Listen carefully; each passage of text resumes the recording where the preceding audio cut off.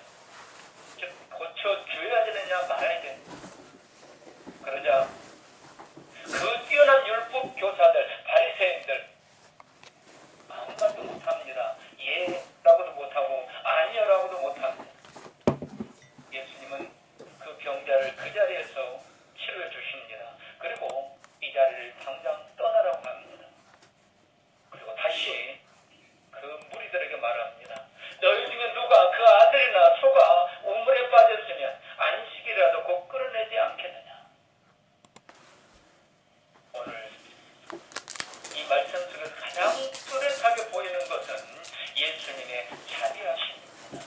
그리고 사랑으로 치료하심입니다. 오늘 이 은혜가 우리에게 임하고 있음을 깨닫게 되는 귀한 시간 될 수 있기를 소원합니다. 예수님의 자비하심, 그 사랑의 치료하심, 오늘 본문에 뚜렷하게 보이는 내용입니다. 예수님께서는요, 이 대적자들, 이 바리새인들, 이 대적자들의 거짓을 알면서도 그 집에 들어가서 식사를 하십니다. 바리새인 지도자가 식사 자리에 예수님을 초청합니다. 그런데 이 사람이 예수님을 존경해서 초대한 것이 아닙니다. 무언가 고소할 명분을 찾기 위한 거짓 초청입니다. 왜입니까? 1절 마지막 부분에 그들이 엿보고 있더라. 그들이 엿보고 있었다. 마치 뭔가 구실을 찾기 위해서 지금 숨어서 보고 있는 사람들처럼 엿보고 있다는 겁니다. 영어 성경에는 아주 세밀하게 말씀하고 있습니다. 그들이 계속해서 주의 깊게 아주 면밀하게 지켜보고 있었다. 우리나라 성경에서는 그냥 간단하게 엿보고 있었다. 근데 그 엿보고 있었다 그 말 자체도 벌써 뭔가 이들이 음흉한 계획을 세웠다는 것을 알 수 있습니다. 영어 성경은 아주 세밀하게 말씀하고 있습니다. 계속해서 모든 그 율법사들이 주의 깊게 아주 면밀하게 지켜보고 있었다는 겁니다. 그의 말 한마디, 그의 행동 하나하나 놓치지 않고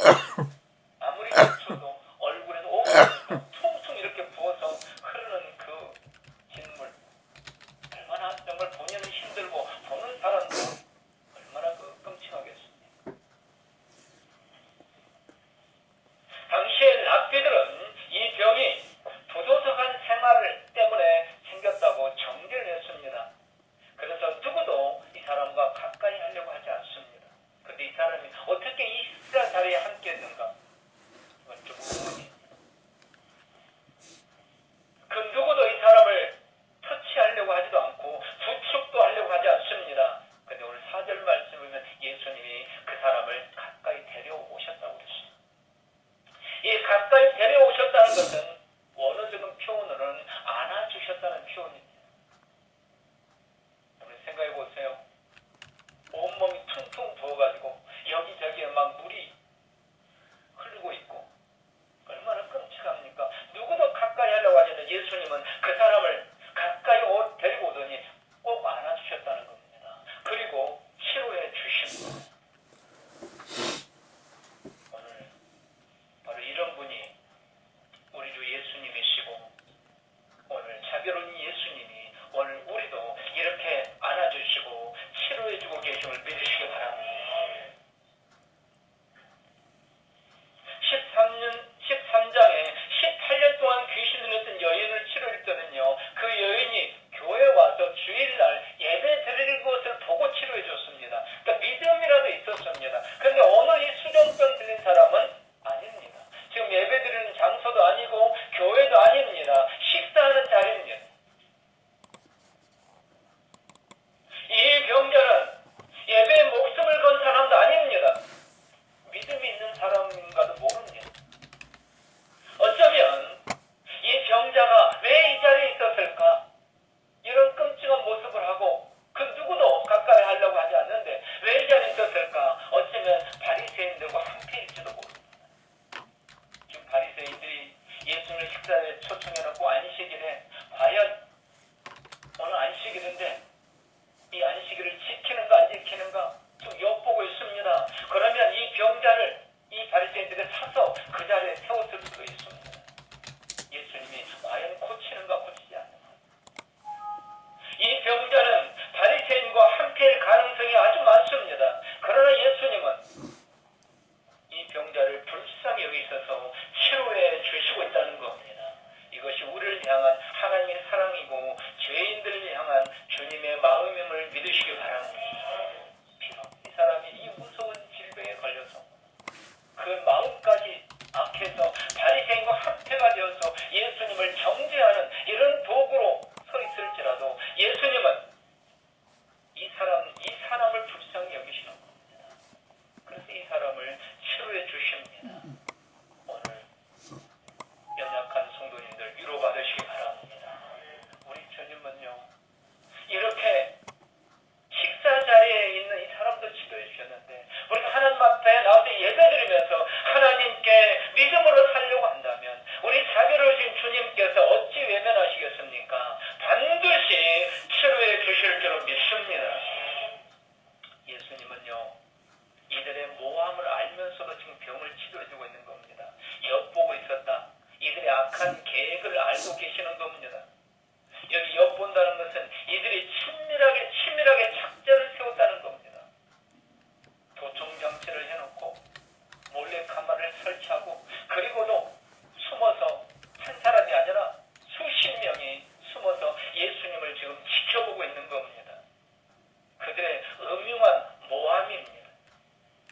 여기 율법 교사들이 함께 식사하고 있습니다. 이들은 율법을 전문적으로 연구하고 가르치는 사람들입니다. 그리고 율법대로만 사는 자들입니다. 그들이 지금 거기서 무엇을 노리고 있겠습니까?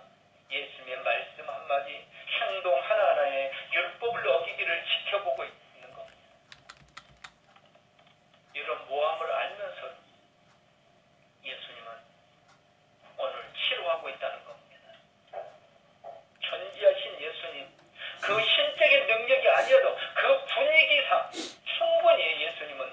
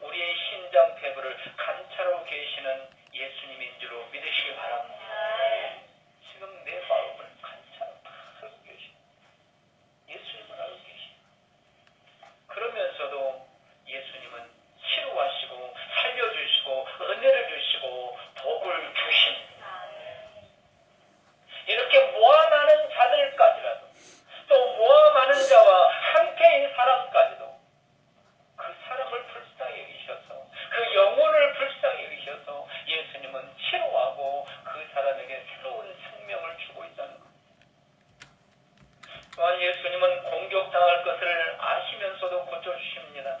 이 날이 어떤 날이라고 말씀하고 있습니까? 여기 안식일이라고 밝히고 있습니다. 그동안에 예수님이 안식일에 귀신을 쫓아내고 병 고치고 많은 능력을 행하셨습니다. 그때마다 공격을 당하셨습니다. 그럼에도 불구하고 오늘 또 안식일에 이들의 음흉한 모함 다 알면서도 예수님은 두려워하지도 않습니다. 망설이지도 않고 그들 보는 가운데서 오늘도 여전히 치료하고 계신 겁니다.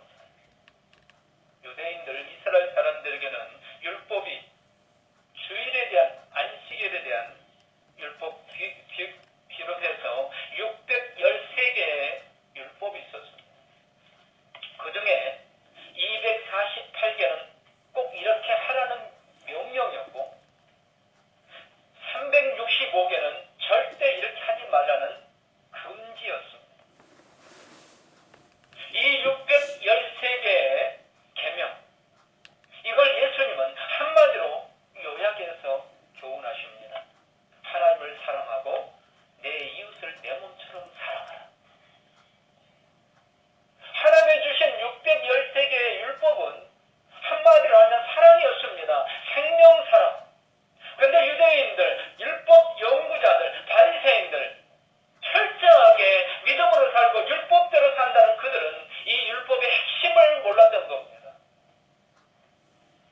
사랑, 생명을 사랑하는 것, 이 핵심을 모르는 겁니다. 주님은 이 율법의 핵심을 알았기 때문에 이 율법의 핵심을 위해서 그는 어떤 박해가 있더라도 멈추지 않으시는 겁니다. 오늘 이 시간도 우리 주님은 돌보시고 고치시는 이 일에 두려워하지 않고 행하고 계심을 믿으시기 바랍니다. 멈추지 않으신다는 겁니다. 주님께서 우리를 치료해 주셨고 주님께서 우리를 살려주셨습니다. 주님이 우리에게 제2의 인생, 새로운 인생을 주셨습니다. 그리고 여전히 이 일은 계속 진행되고 있습니다. 나를 향한 이 자비로우신 주님의 역사하심이 계속 진행되고 있음을 믿으시기 바랍니다. 내가 연약해질수록 주님의 이 자비하심은 더 강력하게 역사해 주신다는 것입니다. 예수님이 이 병자를 치료해 주는데 얼마나 자상하게 치료해 주시는가. 오늘 4절 말씀에 보면 그들이 잠자막을 예수께서 그 사람을 데려다가 고쳐 보내시고 이 사람을 치료하시고 곧 이 자리를 당장 떠나서 멀리 가라고 보내십니다. 왜 그랬을까요? 오히려 옆에 세워놓고 산 증인으로 삼아야 되는데 곧 떠나 보내십니다. 왜 그랬을까? 안식일에 병을 고침받는 것, 이게 이들의 율법을 어기는 겁니다. 만일 병 고침받는 사람이 계속 그 자리에 있다가 예수님을 공격하는 이들이 이제는 고침받은 그 사람을 공격할 수도 있습니다. 봉변을 당할 수도 있습니다. 그래서 그 자리에서 떠나라고 하시는 겁니다. 우리 주님의 자상한 보살펴 주심입니다. 하나님께서 최초 인간 아담과 하와가 에덴 동산에서 범죄했을 때 바로 이 자상한 보살핌이 있었습니다. 아담과 하나는 범죄하고 즉시 깨달았습니다. 아, 우리가 하나님 말씀을 어겼구나, 죄를 지었구나. 그리고 그들이 취한 행동이 무엇입니까? 그들은 하나님을 피해서 나무 뒤에 숨습니다. 그리고 나뭇잎으로 자기들의 수치를 가리기 위해서 옷을 만들어 입습니다. 그들이 하나님 앞에 범죄한 것을 알았으면 하나님 앞에 엎드려서 회개해야 될 것인데 그들은 도망쳤습니다. 그런데 하나님은 여전히 그들을 먼저 찾아오십니다. 너희가 고생하다가 죽게 되면 나를 찾겠지, 기다리지 않으셨다는 겁니다. 하나님이 먼저 그들을 찾아오십니다. 그리고 평상시와 똑같이 아담하고 그들의 이름을 불러주십니다. 그리고 거기서 멈추지 않습니다. 짐승을 잡아서 가죽옷을 입혀주십니다. 하나님의 말씀을 어기고 죄인이 되어버린 인간에게 베푸시는 하나님의 자상한 보살핌입니다. 예수님은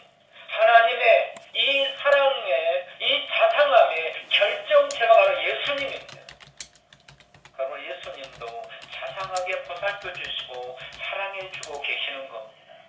오늘 나를 향한 예수님의 이 사랑, 이 자상하신, 이 보살펴 주심, 이걸 볼 수 있는 영안이 열리기를 축복합니다. 누가 영적인 사람입니까? 바로 이런 자상한 보살핌을 볼 수 있는 사람이 영적인 사람입니다. 영안이 열려져서 하나님의 이 자상하신, 우리 주님의 이 자상한 보살핌, 이 사랑의 손길을 느끼는 사람은 계속해서 더 큰 은혜를 입고 더 큰 보살핌을 받을 수 있다는 겁니다. 더 우리 세계 성도님들이 영안이 열려져서 더 깊이 있게, 더 크게 보살핌을 받을 수 있기를 소원합니다. 예수님은요, 그 사람이 하는 짓이 어떻든 그 사람을 사랑하게 치료해 주시고 살려주시고 새로운 삶을 주신다는 것. 만일 하나님의 사랑이, 주님의 은혜가 내가 하는 행동이나 내가 하는 것에 따라 주시는 것이라면 과연 우리가 받을 게 있을까요? 오늘 이 사람이, 이 병자가 어떤 짓을 했든 어떤 행동을 했든 예수님은 그 사람의 하는 행동을 본 게 아닙니다. 그 사람을 불쌍히 여기신 겁니다. 오늘 나를 불쌍히 여기고 계시는 주님의 그 마음을 느끼실 수 있기를 소원합니다. 하나님이 만일 내가 하는 행동, 내가 하는 무엇, 그걸 찾으신다면 우리는 하나님 앞에 서 있을 수 없습니다. 하나님은 내가 하는 짓, 내가 하는 행동, 그걸 보시는 게 아니라 오직 나라는 인간, 나를 보신다. 나 한 사람을 보신다는 겁니다. 그리고 은혜를 주십니다. 조건 없는 은혜입니다. 이 은혜 속에 살고 있음을 늘 깨닫고 우리에게도 이런 성품을 달라고 기도하시기 바랍니다. 예수님은 이 소외된 자를 귀하게 여겨주십니다. 오늘 5절 말씀은 이렇게 말씀합니다. 또 그들에게 이르시되 너희 중에 누가 그 아들이나 소가 우물에 빠졌으면 안식이라도 곧 끌어내지 않겠느냐.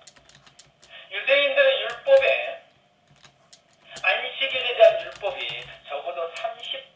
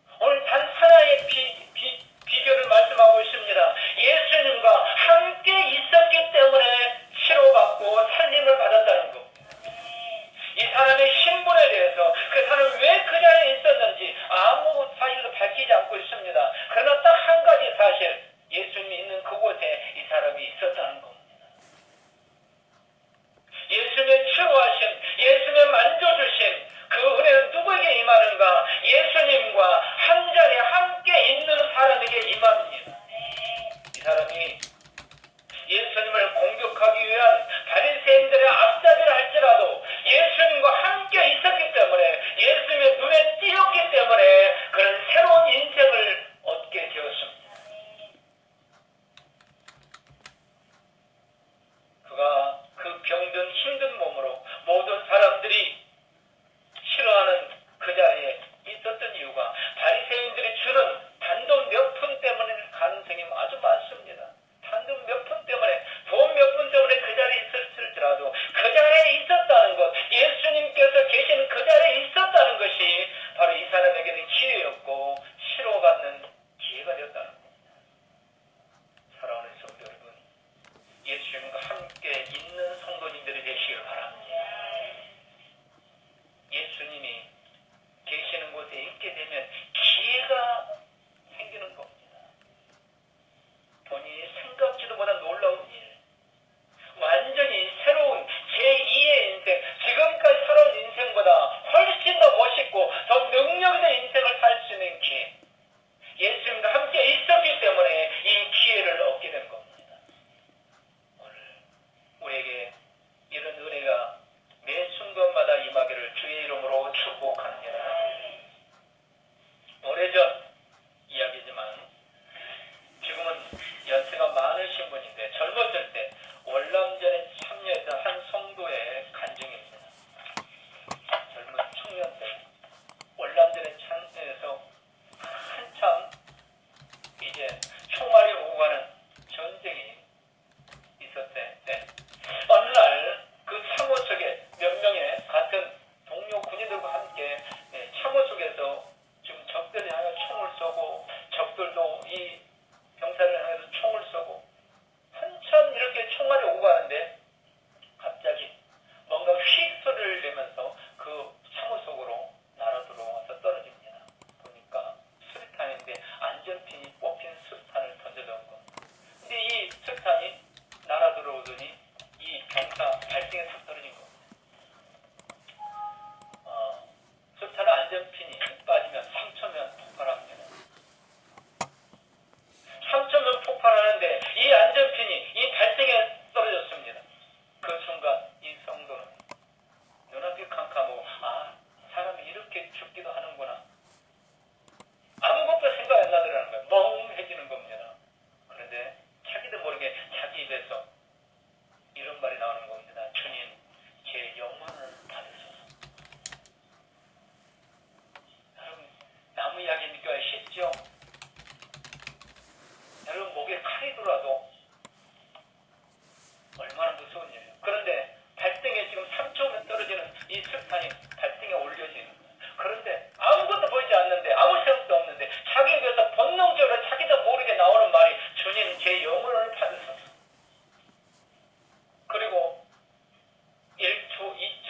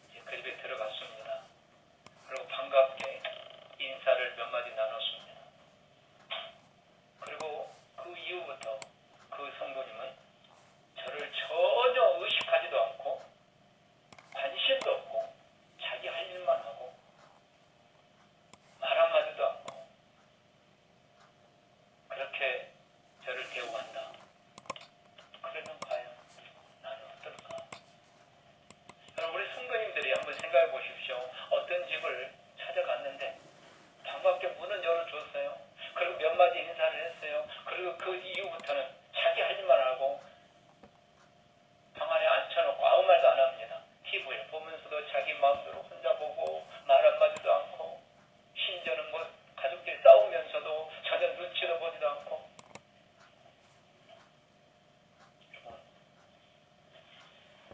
오늘 우리가 그러고 있는 건 아닐까요? 예수님이 우리 마음을 놓고 했을 때 우리는 마음을 열어서 예수님을 영접을 했습니다. 그러고 나서 예수님은 지금 내 마음의 문을 열고 들어와 계시는데, 나는 그 예수님과 대화를 나누면서 의논하면서 그 예수님 눈치를 보면서 살고 있는가, 아니면 예수님은 내 마음에 들어와 계시는데 전혀 의식도 못하고 관심도 없이 그냥 예수님을 왕따시키고 살고 있는 사람인가. 그날 새벽 내내 그 생각만 했습니다. 예수님을 영접하셨다면 그 예수님을 의식하시기 바랍니다. 그 예수님과 대화도 나눠야 되고, 문을 열어줘놓고 방 안에 들어오게 해놓고 왕따를 시킨다면 그것만큼 무시하고 멸시하는 게 어디 있겠습니까? 오늘 여러분 우리가 이러고 있는 건 아닐까요? 그러면서 예수님의 치료하신, 예수님의 살려주심의 은혜를 우리가 듣는다고 해서 과연 우리에게 무슨 유익이 있을까요? 유명한 부흥사 무디 목사님이 어느 날 하나님의 일을 하기 위해서 3,000불이 당장 필요했습니다. 그 당시에 3,000불이면 지금 우리나라 돈으로 약 3억 5천만 원 정도 되는 큰 돈입니다. 지금 당장 필요한 돈이었습니다. 하나님의 일을 위해서. 그래서 무디 목사님이 기도합니다. 주님, 저는 돈을 구할 방법이 도저히 없습니다. 하나님의 영광을 위해 써야 되는데 주님께서 주셔야 됩니다. 이렇게 기도를 한 후 예배를 드리러 이제 강대상으로 걸어 들어갑니다. 그런데 어떤 부인이 계속 통로로 따르면서 봉투를 이 목사님에게 내밀려고 하는 겁니다. 그런데 예배위원들이 그걸 제지를 시킵니다. 그런데 그 여인이 계속 2번, 3번 계속 이 무디 목사님을 따라오면서 그 봉투를 전하려고 하고 예배위원들은 그걸 가로막습니다. 마침내 무디 목사님이 그 여자 성도를 불렀고 그 봉투를 받아 놓았습니다. 무슨 봉투인지도 모릅니다. 그 여자 성도는 그 목사님 앞에 그 봉투를 놓더니 아무 말 없이 자기 자리에 돌아와서 예배를 드립니다. 그리고 예배를 마치고 이제 식사를 하면서 목사님 마침내 그 봉투 생각이 난 거예요. 아마 어려운 개인 사정을 이야기했거나 상담을 요청하는 이런 내용일 것 생각했습니다. 근데 봉투를 열어보고 깜짝 놀랐습니다. 거기에 수표가 들어있는 겁니다.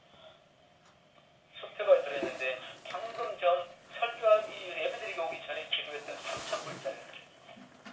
근데 보니까 처음에는 1,000불이었거든요. 근데 그걸 긋고 다시 2,000불이라고 바꿨습니다. 그리고 다시 그어서 3,000불이라고 바꿔놨습니다. 예수님을 믿으시기 바랍니다. 예수를 믿고 예수님 앞에 정말 다 맡기고 기적을 하고 예수님과 함께 사는 사람, 예수님을 왕따시키지 않고 정말 예수님과 함께 살면 우리 장로님 오늘 기도하신 것처럼 가장 좋은 시간에 가장 선한 것으로 좋은 것으로 주시는 줄 믿습니다. 예수님의 이름은 기적입니다. 하나님은 주님을 믿고 주님의 이름으로 기도하는 사람에게 기적을 주신다는 겁니다. 주님 안에는 신비한 기적이 가득 차 흘러 넘치고 있습니다. 문제는 우리에게 믿음이 없다는 겁니다. 예수님과 함께 동행하는 믿음이 없습니다. 예수님에게는 신비한 기적들이 흘러 넘치는데 우리는 예수님과 동행하는 이 믿음이 없기 때문에 오늘 이 기적들이 우리의 삶 속에 나타나지 못하고 있다는 겁니다. 오늘 우리가 읽은 말씀 속의 예수님은